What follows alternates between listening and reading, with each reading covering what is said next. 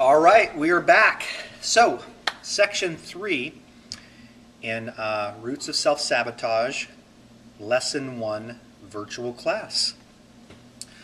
Section 3, now we are ready to take our first step. Step 1, what do you want? Again, to recap, or kind of re-explain, the whole kind of theme on lesson 1 is hanging out in the literal. Figuring out, what do we literally want? Now, for some, this question might be easy.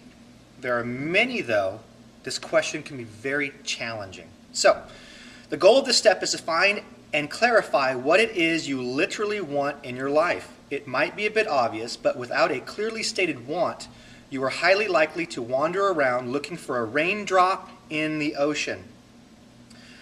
You know it's out there somewhere, but it all looks the same.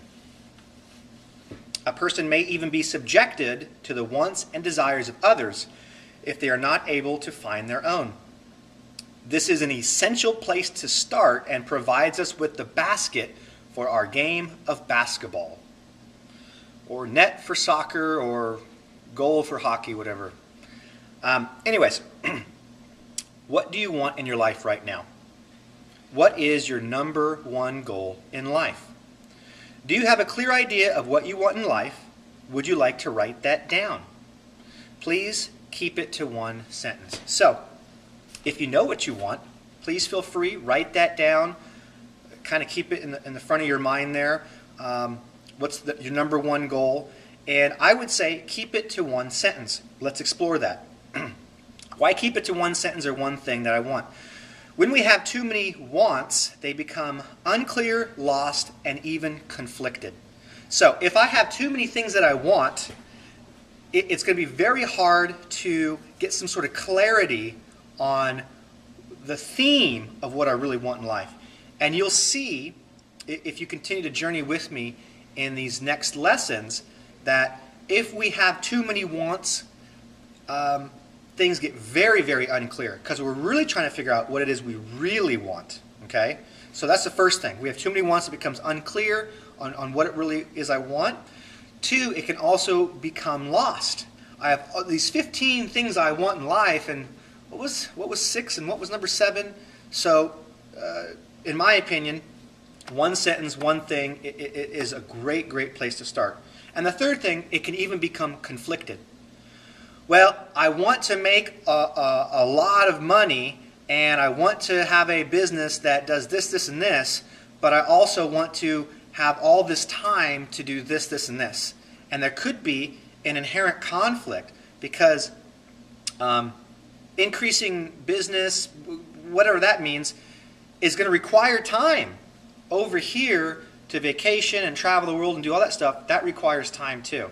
So if we have too many things that we want, we might actually find there's some conflicts. It's only 24 hours in a day, and we want all these things that require about 48 hours of daylight to actually get them done.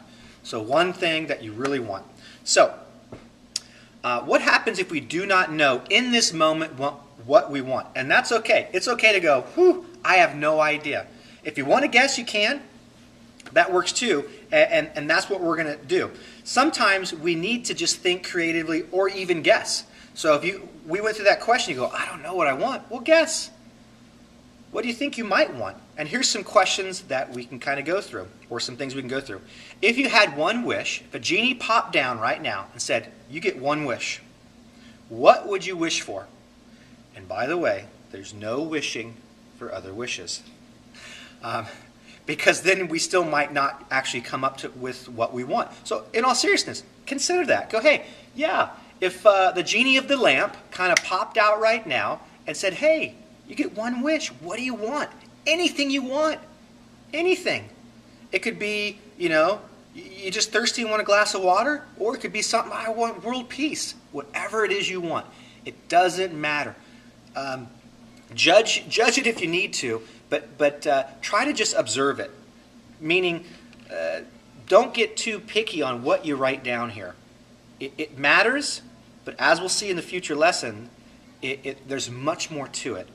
So it doesn't need to be something that's, oh my gosh, it's got to be something so huge. It's got to be something, oh, like world peace and the end to this and the end to that. It can be if you want. I wouldn't put too much stress into it. Whatever you think, literally, if a genie popped out right now, not that that might literally happen, what would you wish for? Next one. If you had unlimited resources, like money or time, what would you do? If you woke up tomorrow and you found out you had this rich uncle that had billions, and he willed it all to you, and you didn't have to do anything you didn't want to have to do, what would you do? Would you keep going to work? Some people would say, yes, I love my job. Some people say, no, I would do something else. Would you start some sort of foundation? Would you go do this or that? What would you do? That's another way we can just kind of think creatively or guess. Or another question is, what change do you seek in your life right now? What is it that you just want to change right now? And again, it doesn't have to be anything real big. I just want to, change my midline and get my pants to fit a little looser. Perfect. Write that down. So, what if after these questions we still don't know? We're going, I don't know. That's okay too. Check this out. B now. Sometimes you need to look at what we don't want in order to find what we do want. So if you're having trouble figuring out still, if you ask those creative type guessing questions and you don't know, let's consider these next questions. What do you not want in your life?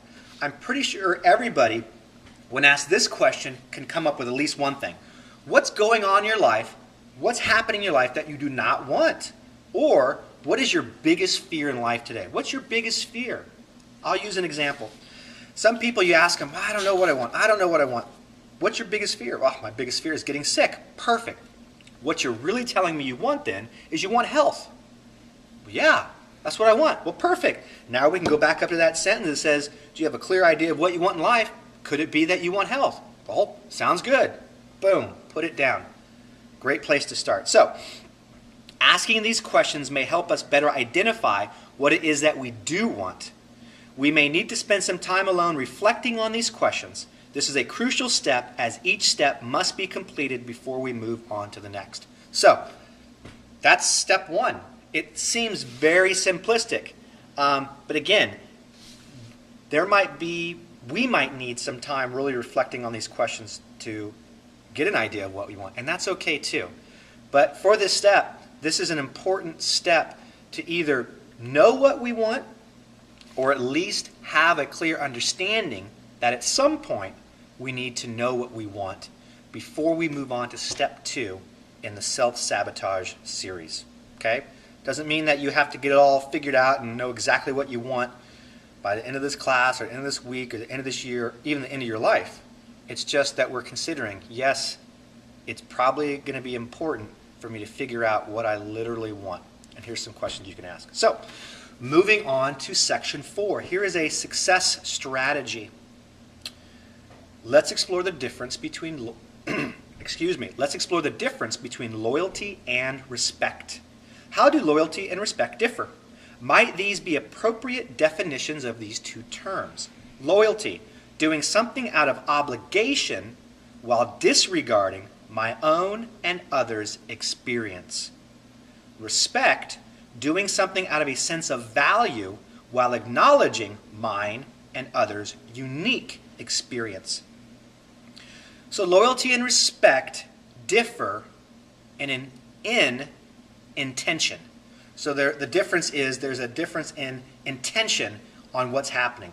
So I can do the same thing for you, but I can do it out of loyalty, out of obligation. Either I'm doing it because I feel obligated to do it for you, or I'm doing it for you because I'm hoping you'll feel obligated to do something for me. That's loyalty. Or I can do the exact same thing, but do it out of respect. I'm doing it because I'm just doing it because I find value in doing it, and I'm not doing it because I'm hoping for anything in return. So basically we could say loyalty, there's an attachment. Respect, there's no attachment. Also too, in loyalty, we're disregarding the other person's experience. Your experience really doesn't matter too much to me because it's all about my experience. I'm going to do this because I want something from you. Your experience doesn't really matter. Whereas respect is, your experience matters. And I'm not doing this because I want anything in return. If you do, you do. If you don't, you don't. But that's not why I'm doing it. your experience matters to me. There's another huge difference, is how we view and actually respect others' experience. So let's go through some more differences between loyalty and respect. Loyalty is taking something from someone else out of our own neediness. I need you to need me.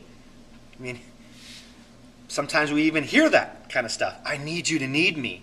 So I'm going to do this for you, and I need you to do this for me, or I need you to have this need for me. That's loyalty. Loyalty is also a sign of an attachment to others or events. So I'm very attached to what you decide to do. I'm very attached to this event. So I'm going to do all of this out of loyalty. Loyalty needs to prove its position. There's a defensiveness of, yes, you have to do this. And loyalty breeds regret and resentment. So a question I think I asked earlier is, can you ever do anything out of obligation and it not produce resentment? I don't know if that's possible. So before we continue, let's just explore that word loyalty. So for some of you might be thinking, oh my gosh, I work at this company. They always talk about loyalty and loyalty. And when you think of things like the military or law enforcement, it's loyalty, loyalty, loyalty. Yeah. And I would ask this question, is there a lot of people that get into certain organizations or groups or relationships out of a sense of loyalty, perhaps subconsciously, maybe even consciously going, I'm doing this, and I hope for this in return. I took this job, and I better get a pension when I'm done. I took this job, and I better get to retire when I'm this age, and I better get full benefits and full salary for the rest of my life. I put in all this stuff. Could it be that these different groups are actually demanding loyalty, and could they also be promoting loyalty out of their own slogans, out of their own core values for their business, or core values for their kind of agency? Could they even be kind of subconsciously pumping through these thoughts of loyalty? Okay, and if you know anything about memes and how memes work, a meme would be, milk does a body good. You hear that all the time. And so this program, yes, milk does a body good. Milk does a body good. Everything goes better with a Coke, yes. Everything on earth tastes better if I'm drinking a Coke next to it. And advertisers know a lot about this stuff. And so could it also be true that some of these groups or organizations or corporations, they get it too. And if they can get you loyal, you'll continue to do things for them. But my question is this: what happens if you're doing all this stuff out of obligation? Can it ever turn out good? I don't know. It definitely won't turn out good if you don't get what you think you're obligated to get, right? Whether it's some sort of pension or some sort of respect or some sort of promotion or something. What if we could learn to do things out of respect? It doesn't mean we don't have to have these certain jobs or get involved in these certain groups or agencies, but what if we could do the exact same thing, but not do it out of a sense of loyalty, but do it out of a sense of respect? Let's explore respect next. So respect is giving something to someone else out of an awareness of intention. So I'm doing this for you. I'm putting this time into this occupation, this job, this service, this relationship, not because I'm looking for anything in return, but because I just have a sense of value and I enjoy doing it. I want to do it. The next one, it's a sign of acknowledgement of others. It's the difference between an attachment. I'm not attached to the outcome of what's going to happen. I'm just acknowledging. Okay? Next one, there's no need to prove its position, and it breeds self-respect and confidence. So, the reason I find it important to look at the difference between loyalty and respect is this. If we go back to step one, what you put down on what you say you want, whatever it is you say you want, is that want, is it coming from a place of loyalty? Is it coming from a place of respect? let me use a few examples for this point. During my years in college, and even after college, I've met, I was a biology student for 2 semesters that I got out of biology. I couldn't hang. I met a lot of college kids that had no passion, in my opinion, and this is just in my experience of experiencing them, had no or little passion to become doctors. But they were in biology because that's what their parents were, and that's what they were expected to do. And so if you ask them, what do you want? I want to be a doctor. They might have said it with a bit more enthusiasm, but you get the point. Do they really want that out of a sense of acknowledgement? I mean, they're really, I love this field. Or I'm being loyal to mom and dad, and this is what I was told I should want. So, if we can reflect on that, go back to your want. Is it what you want out of a sense of loyalty, or is it out of respect? Next, what we might hear someone say who is being loyal. So, if someone's being loyal to us, you might hear this. I did this for you, now you should do this for me. This is very typical in relationships. I did this, now it's your turn to do this. Or I did this for you last night, you need to do this for me tonight. As opposed to, I just want to do this for you under no obligation that you need to do anything for me. I can still do the same thing, but there's now no attachment or obligation to it. So loyalty, I did this for you, you should do this for me. Next one, if you loved me, you would, ... you fill in the blank. If you hear that, you might want to take off running. That is, that's a trap of obligation right there. Next one. It's my way or the highway. You have to do it my way. You should. You must. As opposed to, I offer this to you. I invite you to consider. Anybody that tells you, you should do this, you have to do this, they are trying to get you to do something out of a sense of loyalty. Even in health-related professions, you have to do this exercise program I told you to do. I have to? Okay. Am I trying to get you to do something out of a sense of loyalty? What do I get from you following my program? Oh, when you follow my program, I get this big boost to my ego and my confidence that, oh, you're doing my program. Yeah. And I'm doing all this, and I receive a lot of internal benefits that, you're doing my thing, as opposed to, hey, this is what worked for me. This is why you're here to see me. Try it if it works for you. If you don't want to, that's okay too. So whenever you hear must or should, you might want to put on your running shoes and go for a jog and get away. Next, I feel blank that you didn't blank.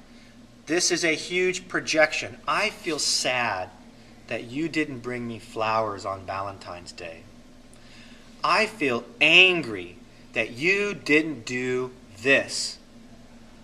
That's not to say that you do not have a right to feel what you feel. The other person has a right to feel what they feel. But listen to what's being said. I feel this way because you did this. Now let me ask you a question. Can anybody make you feel anything? Is that actually possible? Can you make me feel angry? Can you make me feel sad? You might say, well, what if I come and I punch you in the face? Yeah, but it's still my decision to get angry, is it not? Now, yeah, the black eye that you gave me, I don't have any control over that. And the pain that I would feel from the punch, the physical pain, yeah, I don't have any control over that. But I do have control over how I respond to that. It's a big difference between reaction and response. We don't go through it in this class. We do go through it in another class I'm teaching on anger. But if we say that someone else can make us feel a certain way, have we not just given our power away to them? Have we not just said, I'm powerless. I'm completely powerless. I can't do anything with I have no control over my emotions. I'm a puppet. Whatever you do, anything you do, I feel a certain way. That's in my opinion, a very dangerous place to live in, and it's a dangerous person to be involved with sometimes, who's trying to make you responsible for their feelings. That's loyalty. Because why am I saying that? You may be sad because you didn't bring me flowers.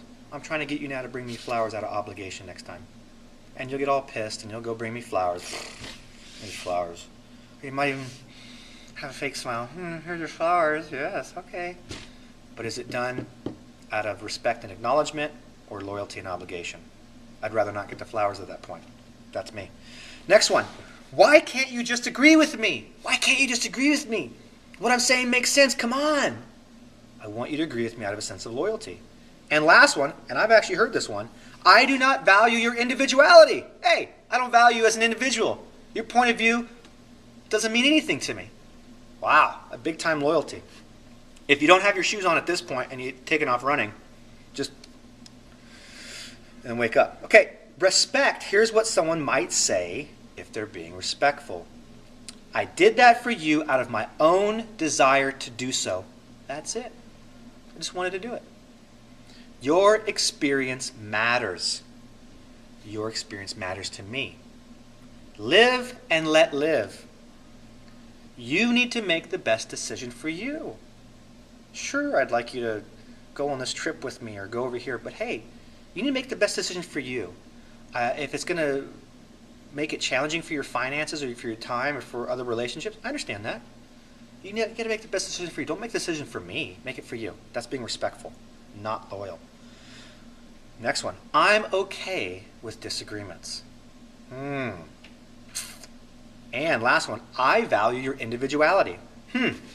Interesting stuff. So, what is loyal? To be loyal is to do something, anything, under the sense of obligation. Obligation means that we expect something in return for what we are doing. Expectations lead to frustrations and eventually to the destruction of the relationship. Next, loyalty is always expressed as either compliance or defiance. Let me explain that. Let's use a 16-year-old kid and his parents. So, the parents say, Matt, you need to get all A's. But that's not my view of success, by the way. That's their view of success. And they're projecting that onto me. I need to. I must. Okay, I can graduate with C's. Anyways, Matt, you need to get all A's. Yes, Mom. Yes, Dad. Will do. We'll get all A's. Okay, I'm being loyal out of compliance. That's not what I want to do. But if I do this, and I get into a good college, and I get this, I better get all this stuff. Or if I get all A's, where's my new car? I'm 16. I got all A's. Where's this? And what happens if I do get a car? It just strengthens that kind of trap of loyalty. Oh, and now I got this for A's this time. What do I get next time for A's? And then this and this and this. And then I get this job and I performed well for you, boss. And now what do I get? It's just this spiral of loyalty. That's compliance. Could we also be loyal out of defiance? So first, let's go back to compliance. So, who's pulling my puppet strings? I'm getting all A's. I'm doing it, but it's not what I want. I'm being controlled out of loyalty to Mom and Dad. Now Mom and Dad say the same thing. Matt, you need to get all A's. And I go, who cares? I don't want to get all A's. It's not my goal. And I go and I get all F's. I'm not really an F student, but is anybody really an F student? That's an interesting question. But I'm not really an F student, but I'm getting F's because I'm being defiant. But I'm curious, am I being just as controlled by those strings of my mom and dad? I'm just doing the opposite. So both behaviors, although they look completely different, here's the A student and the F student, they both can be done out of a sense of loyalty from compliance from doing and defiance from not doing. I'm still not taking control over what I want. Maybe I just want to get all B's.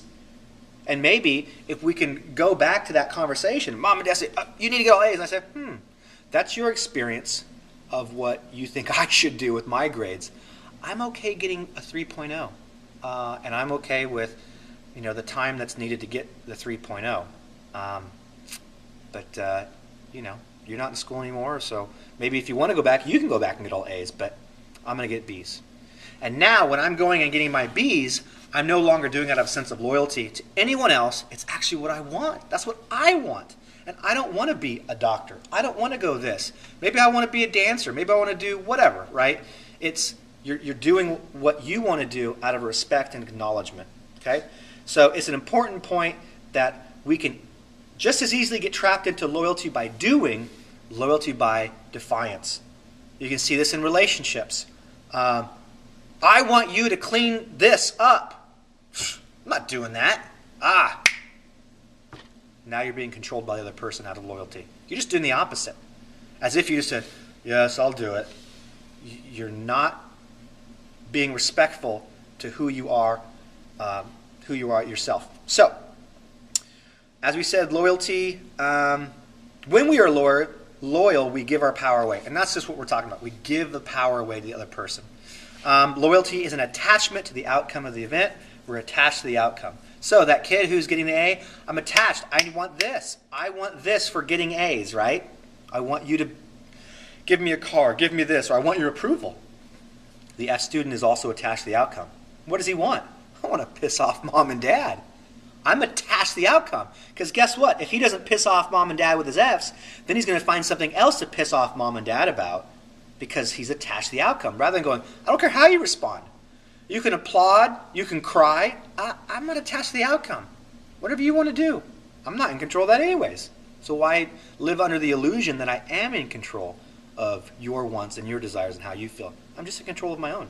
So, next one. What is respect? Respect is essentially the opposite of loyalty. It places value in each person's unique experience and does not attempt to control others' choices or choice. Giving out of respect is seen as an offering and not advice. Let me talk about that real quickly. Whenever someone offers you advice that sounds like should, must, it's a dangerous place to be in, especially if you're working with someone who's a coach or a trainer or something. It's just a very slippery slope, as opposed to I'm offering this to you. It's not going to make us become compliant or defiant. Could it be true that the minute I use the word you should, you must, you're either going to be compliant or defiant? Almost you have no choice. Could that be true? That I've boxed you in. Now you're either going to have to be loyal to me or you're just going to have to be defiant. So I say, you got to eat this food plan I gave for you. Yes, I'll do it. You might not do it because you want to. Or no, you go, forget it, I ain't doing that. So are either of us really coming out on the other end better? Probably not. So if one takes an offering, great. That's an offering. If not, that's great too. It's okay. A respectful person owns their own opinions and judgments. You might hear someone say, in my experience, or they will own their judgment and opinion. It is my experience that everything we're talking about in this video series works. That's just my experience. If at the end of this you go, I had a completely different experience, I found none of this to work for me, I'm okay with that. This is just my experience. And when I have an opinion, I own that opinion. When I have a judgment, I own that judgment. It's a lot different when you're offering that and you're taking ownership of your experience, you're taking ownership of your opinion, you're taking ownership of your judgment, as opposed to projecting it on. My experience needs to be your experience. You better at the end of this video series go, wow, that was the best class I've ever taken. I'm projecting that onto you. And you'll do one of two things. Most likely, you'll either go, yeah, it was, or no, things sucked, I didn't like it. So, owning our own stuff. Next, how can we spot the influences to loyalties?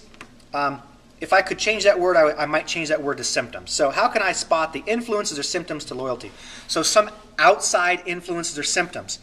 We could become loyal to others or society's definition of success.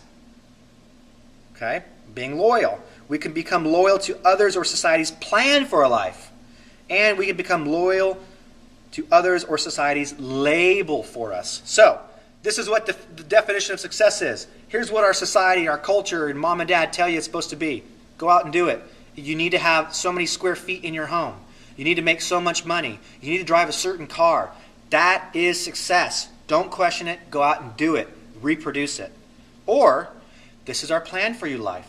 You must get married. You must have kids. You must do it this way. You must retire at this age. You must work 40 hours a week. You must do this. Must, must, must, must, must. Well, you can be loyal to others' plans for your lives too. We can also become loyal to others' labels. Oh,